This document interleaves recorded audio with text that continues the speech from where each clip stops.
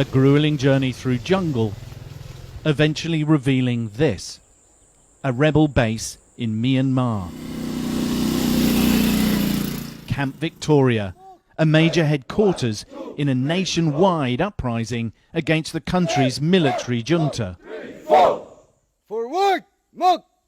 Some 200 volunteers from around the country have come seeking the military skills that they want to fight a regime that seized power in February and has brutally dashed hopes of democracy here. They're villagers, young workers, and many are former students who protested the coup and now believe that they must take up arms against it. Sad. It's very sad. They killed many people of our country. This can give me the power to fight the military junta. The instructors are members of the Chin National Front, a long-standing separatist army that is now in alliance with many others under Myanmar's National Unity Government in exile. These raw recruits are on day 3 of their training. They're only going to get 45 days training. That includes drill, assault courses, and above all weapons training before they're going to be thrown back into the fight.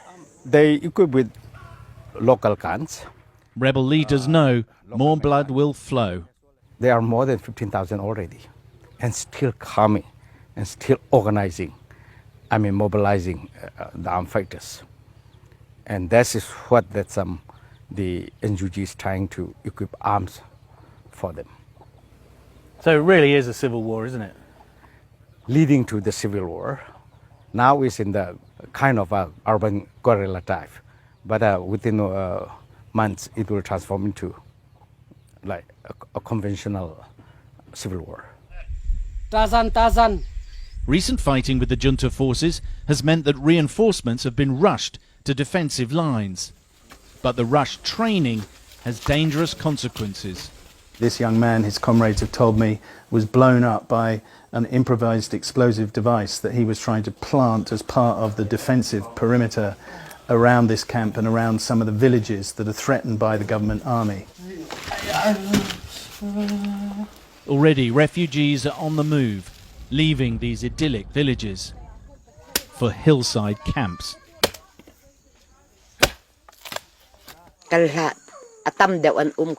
Tiao Song told me that the women, children and elders fled their village when they heard the sounds of fighting. Many men stayed behind, but everyone fears the military for its brutality. The Chin National Front says it's trained 3,000 people at Camp Victoria.